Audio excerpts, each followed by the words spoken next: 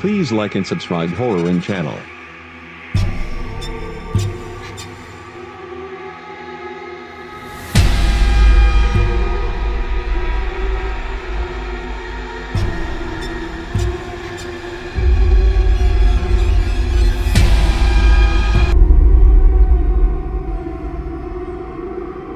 Disclaimer. This video is made for entertainment purpose only.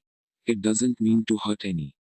And don't take it seriously. अस्सलामुअलैकुम दोस्तों, welcome to horror stories. तो कैसे हैं आप सब लोग? उम्मीद करता हूँ खैरियत से होंगे।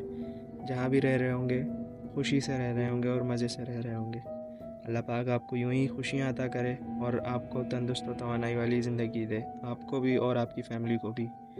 तो बढ़ते हैं आज के टॉपिक की तरफ। आज का टॉपिक और ज़्यादा इंटरेस्टिंग और ज़्यादा खौफनाक। तो चलते हैं अपने टॉपिक की तरफ। आज का जो टॉपिक है और उसकी जो स्टोरी हैं वो एक राजस्थान के सफ़र की है जो हमें इंडिया से शेयर की है, और दूसरा पाकिस्तान की है जो हमें एक लड़के ने हमें शेयर की है, न्यू शिफ्टिंग की। तो चलते हैं स्टोरी की तरफ। हमारे जो नए व्यूवर्स हैं जो चैनल पे पहली बार आए उनको मैं बता दूं कि चैनल को सब्सक्राइब कर लें ताकि आने वाली वीडियोस की नोटिफिकेशन आपको मिलती रहे। अस्सलाम वालेकुम भाई, मेरा नाम हमज़ा है। मैं इंडिया के शहर मुंबई में रहता हूँ। मैं एक सॉफ्टवेयर कंपनी में जॉब करता हूँ। मेरे वहाँ के थोड़े बहुत दोस्त भी हैं। तो हम सब दोस्तों में डिसाइड होता है भाई कि छुट्टियों पर एक ट्रिप लगाएंगे। तो हमारे पास एक प्रोजेक्ट आया हुआ होता है, उसको करने के बाद हमारी छुट्टियाँ पड़ जाती हैं। तो वो प्रोजेक्ट हमने कंप्लीट कर लिया था। तो उसके बाद मेरे सारे दोस्त मेरे घर पे जमा होते हैं। तो मेरे दोस्तों का नाम हार्दिक, प्रकाश, मीरा और प्रियंका है। तो सब कहते हैं कि यार राजस्थान का विज़िट करते हैं। इससे पहले तो हम एक दो ट्रिप लगा चुके हैं और अलग अलग जगहों पे लगाई हैं। तो इस बार राजस्थान जाते हैं। तो मंडे की सुबह हम एक जगह जमा होते हैं, यानी एक दोस्त के घर पे जमा होते हैं और फिर वहीं से सफ़र के लिए निकल जाते हैं। एक दिन हमारा पूरा उस सफ़र में निकल जाता है। तो हार्दिक ने पहले से ही होटल में रूम बुक किए हुए थे। तो होटल हमारे बजट के हिसाब से भी था और हमारे बजट में भी आ रहा था। तो हार्दिक ने इसलिए पहले से ही होटल की रूम की बुकिंग कर ली। जब हम होटल में इंटर होते हैं भाई, तो होटल में एक अजीब सा मंदिर दिखा रहा था। तो हम सब वहाँ काउंटर पे जाके अपनी बुकिंग्स दिखाते हैं और वो हमें कीज़ दे देते हैं रूम की। तो हम अपने रूम में चले जाते हैं। तो वो दोनों लड़कियाँ एक ही रूम में होती हैं क्योंकि भाई वो बहुत ज़्यादा डरती थी, और हम सब लड़के अपने अपने रूम में होते हैं। तो एक दो दिन तो सब ठीक चल रहा होता है। फिर उसके बाद हार्दिक कहता है कि यार यहाँ बहुत सी हॉन्टेड प्लेस हैं। तो मैं कहता हूँ तो क्या करें? तो प्रकाश कहता है यार विज़िट करते हैं। तो मैं कहता हूँ विज़िट ही करेंगे सिर्फ, और वहाँ स्टे वगैरह नहीं करेंगे। तो प्रकाश कहता है कि वहाँ स्टे भी करना है।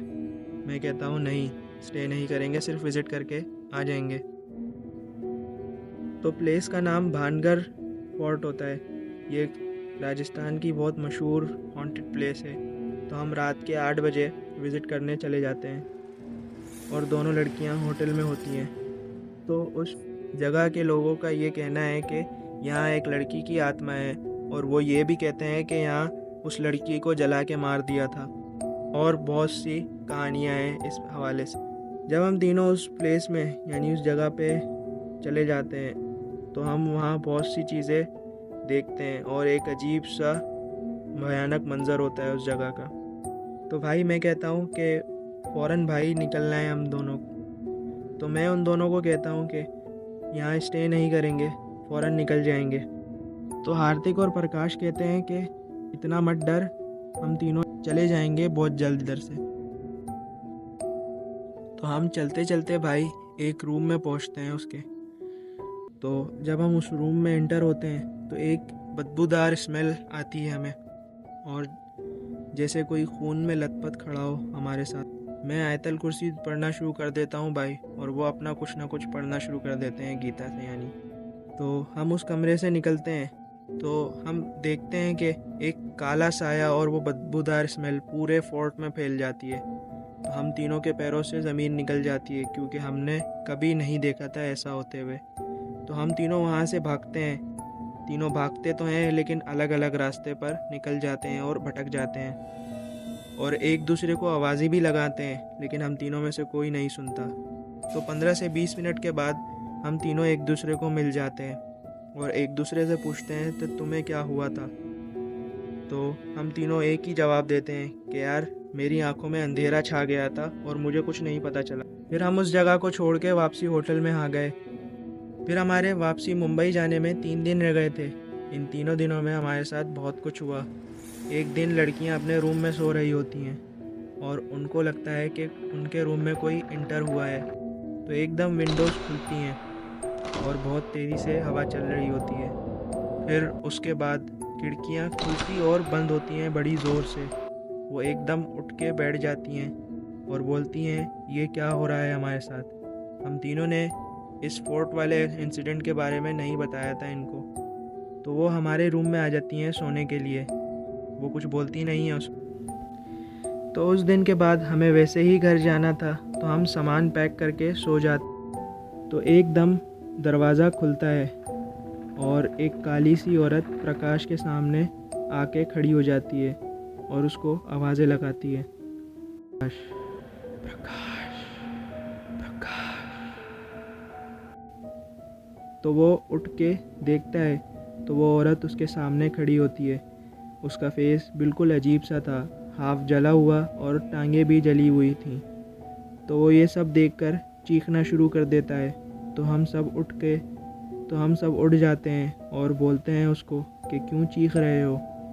तो वो हम सबको ये बताता है ये सब हुआ उसके साथ। तो हम अपना सामान उठाते हैं उसी वक्त और मुंबई के लिए रवाना हो जाते हैं। तो हम वहाँ वैन बुक कर लेते हैं। हम जब जा रहे थे वैन में, तो दोनों लड़की और प्रकाश को महसूस होता है कि हमारे साथ वहाँ होटल से कोई वैन में चढ़ा है और हमारे साथ ही बैठा है। तो वैन के टायर 1-2 बार खुद ब खुद पंचर हो जाते हैं। तो उसके बाद कुछ ना कुछ करके हम घर पहुँच जाते हैं। एक दिन के बाद प्रकाश की तबीयत ख़राब होना शुरू हो जाती है। तो उसके घर वाले हमसे पूछते हैं कि क्या हुआ था इसके साथ वहाँ।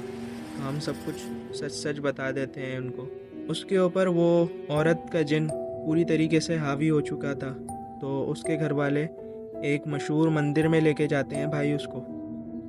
जब वो उस मंदिर में जाता है, जैसे हम कुरान की आयत और कुरान की तिलावत करके जिन को उतारते हैं, वैसे ही वो मंदिर में गीता को पढ़ के और गीता के कुछ ऐसे मंत्र पढ़ के जिन को उतारते हैं। तो उसके साथ भी यही किया वहाँ के पंडितों ने। तो उसके बाद फिर प्रकाश ठीक हो गया था। तो ये थी हम पांचों के साथ हुई हुई स्टोरी, जो हमारे साथ बहुत खौफनाक तरीके से हुई। चीज़ों का मजाक नहीं उड़ाना चाहिए, यानी कि जैसे जिन्नात और चुड़ैलों का मजाक नहीं उड़ाना चाहिए, वरना ये मजाक बहुत भारी पड़ जाता है भाई। तो ये थी हमारी खौफनाक सफ़र की स्टोरी, जो बहुत खौफनाक तरीके से हुई हमारे साथ।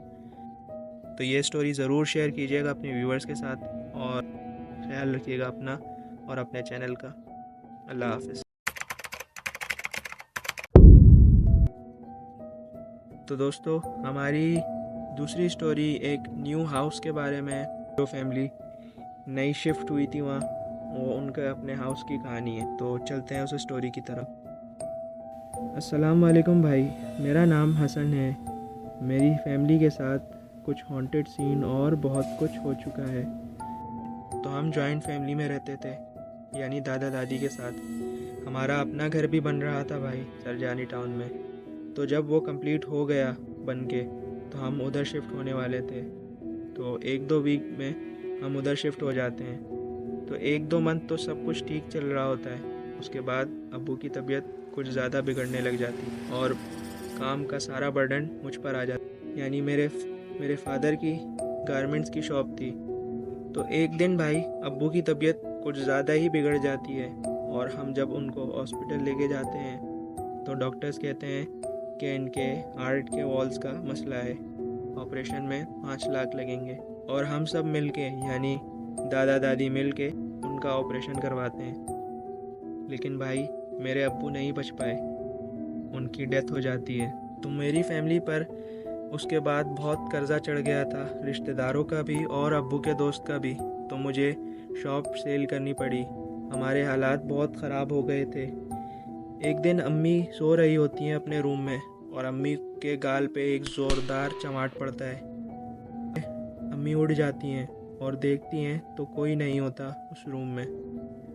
तो वो आयतल कुर्सी पढ़ के सो जाती हैं। तो अगले दिन सिस्टर सो रही होती है मेरी छोटी। तो मेरी सिस्टर को लगता है कि किसी ने उसका पाँव खींचा है और उसी के बाद उसका ज़ोर से पाँव खींच के कोई बेड से गिरा देता है उसको। और ये सब देखकर मेरी दोनों सिस्टर्स डर जाती हैं और भागकर अम्मी के रूम में चली जाती हैं और अम्मी बोलती हैं कि क्या हुआ, क्यों आई मेरे रूम में। तो वो ये सब बताती हैं अम्मी को। तो अम्मी अगले दिन एक आलिम के पास जाती हैं और ये सब हादसों के बारे में बताती हैं। तो उनको वो बोलते हैं भाई कि आपके घर पे एक हिंदू जिन है जो आपको बहुत परेशान कर रहा है और आपके हस्बैंड की तबीयत भी उसी वजह से ख़राब हुई थी। तो जब अम्मी घर पे जाती हैं मेरी छोटी बहन को वो पहले से ही पोजेस्ड किया हुआ होता है। मैं अम्मी के साथ ही गई थी और वो अम्मी को देखकर बोलता है कि तू सालिम के पास गई थी ना, अब मैं देख तेरी बेटी को भी मार दूंगा और तुझे भी मार दूंगा। तो वो ये कहता है और फिर उसके बाद मेरी सिस्टर बेहोश हो जाती है। तो अगले दिन मेरी अम्मी उस आलिम को साथ लेके आती हैं और उनको बताती हैं सब। तो आलिम जिन की हाज़िरी करते हैं और वो मेरी छोटी बहन को बुलाते हैं। तो वो मेरी छोटी बहन पर कुछ पढ़ के फूंकते हैं और वो जिन हाजिर हो जाता है। तो आलिम बोलते हैं कि तू क्यों परेशान कर रहा है इस फैमिली को और तू क्या चाहता है। तो वो कहता है इन लोगों ने जिस जगह पे घर बनाया है वो जगह मेरी है और इनको यहाँ से जाना पड़ेगा।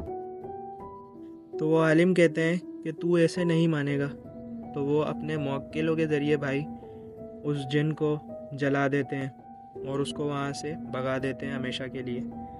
उसके बाद हमारे हालात भी बहुत बेहतर हो गए थे और मैंने अपनी फिर शॉप भी कर ली। अल्हम्दुलिल्लाह अब मेरी दोनों बहनों की शादी हो चुकी है और मेरी भी शादी हो चुकी है। माशाल्लाह से अब मेरी एक बेटी है और मेरी दोनों बहनों के बच्चे भी हैं और मेरी अम्मी भी अब सेहतमंद है। अल्लाह का शुक्र है उसके बाद हमने कुछ ऐसा सीन नहीं देखा। तो हमारे ऊपर वो बहुत सख्त वक्त गुज़रा था। अब्बू की डेथ के बाद बहुत ज़्यादा हमारे ऊपर कड़ा वक्त गुज़रा था। अल्लाह कभी भी किसी को ऐसे वक्त से ना गुजारे। तो ये थी मेरी स्टोरी जो मेरी फैमिली के साथ हुई। प्लीज़ इसको ज़रूर शेयर कीजिएगा। शुक्रिया हमारे साथ ऐसी स्टोरी शेयर करने के लिए और हमारे साथ ऐसी स्टोरी शेयर करते रहें क्योंकि हम आपको अलर्ट करते रहेंगे। और तो चैनल को सब्सक्राइब कर दें और बेल आइकन पे प्रेस कर दें, लाइक शेयर कर दिएगा और वीडियो को स्किप मत करिएगा। तीसरी स्टोरी और इंटरेस्टिंग होने वाली है।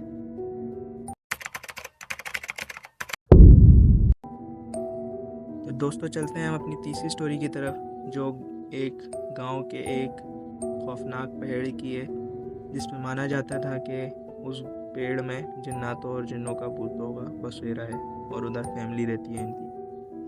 नमस्ते भाई, मेरा नाम अनिल है। रिसेंटली मैंने आपकी एक स्टोरी देखी है तो मेरे पास भी एक स्टोरी है जो कि हमारे गार्ड की है। इस स्टोरी में इस गार्ड के बच्चे की डेथ हो गई थी भाई। उस गार्ड का नाम रमेश था। तो रमेश एक गांव में रहता था भाई। उस गांव के करीब एक जंगल लगता था।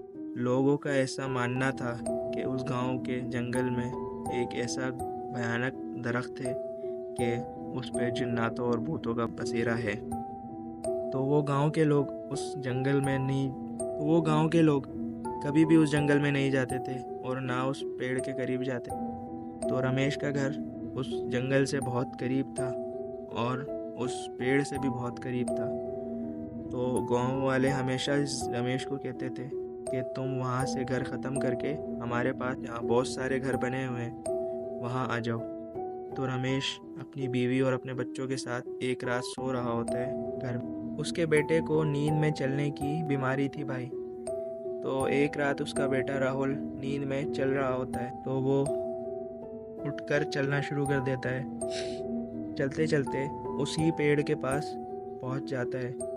तो जब उसकी आँख खुलती है तो वो देखता है कि एक बच्चा खेल रहा है उस पेड़ के पास।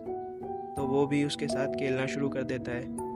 फिर अगले दिन जब रमेश उठता है तो देखता है उसका एक बच्चा तो मौजूद है मगर दूसरा बच्चा नहीं। फिर वो गांव वालों के साथ मिलकर उसे ढूंढने के लिए चला जाता है। तो वो दरख्त के पास जाके देखता है उसके बच्चे का गला कटा हुआ होता है और वो वहीं पड़ा हुआ होता है। तो ये देखकर रमेश बहुत ज़्यादा रोता है और बहुत अफसोस करता है। गांव वाले उसके बच्चे की लाश को उठाकर आखिरी रस्मात का इंतज़ाम करते हैं और उसको शमशान घाट ले जाते हैं। उसके बाद रमेश ने ये फैसला किया कि हम इस गांव में कभी भी नहीं रहेंगे अब। और उसके बाद वो उस गांव से निकल के शहर में आ गया और हमारे पास नौकरी करने के लिए आया था। तो ये थी उस गार्ड की स्टोरी भाई को, जो कि उसके साथ हुई और उसके बच्चों के साथ हुई। आज भी रमेश अपने उस बच्चे को याद करके बहुत रोता है और उसको बहुत ज़्यादा याद आती है अपने उस बच्चे की। इस स्टोरी को ज़रूर शेयर कीजिएगा और ख़याल रखिएगा। अल्लाह हाफिज़। तो दोस्तों, ऐसी ही हमें मज़ीद स्टोरी शेयर करते रहें और चैनल को लाइक करते रहें, सब्सक्राइब करते रहें, शेयर करते रहें। आप जब जब कमेंट करते हैं, जब जब हमें लाइक करते हैं, जब जब आप चैनल को सब्सक्राइब करते हैं तो हमें मोटिवेशन मिलती है, हम मोटिवेट होते हैं। चैनल को ऐसे ही लाइक करते रहें, शेयर करते रहें, सब्सक्राइब करते रहें। अपने भाई को दें इजाज़त, चलता हूँ और मिलते हैं अगले ब्लॉग में। अल्लाह हाफिज़।